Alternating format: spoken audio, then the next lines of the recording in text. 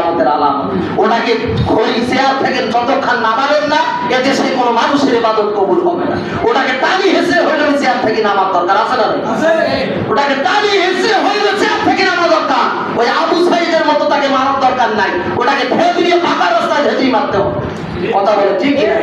আল্লাহ তাআলা আমাদের সবাইকে সহিহ বুঝ দান করুক। কারণ এরকম জালেম স্বৈরাচারী সরকার আমাদের দেশ থেকে যেন অতি শীঘ্রই আল্লাহ তাআলা এই গজবকে তুলে নেয়। এজন্য তো দোয়া করার দরকার, আল্লাহ তুমি এমন একজন মানুষকে রাখছো যার বাপ মা ভাই বোন কাউ নাই, ওই মানুষটাকে আর এতদিন দুনিয়া থেকে লাভ করো কি, এটাকে নিয়ে যাও।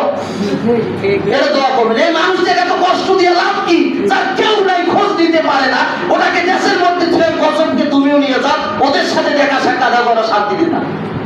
আল্লাহ তাআলা আমাদের সহিহ বুঝ দান করুক। সকলে বলেন আমিন। যারা সুন্নাত পড়েন নাই, যারা সুন্নাত পড়ে না।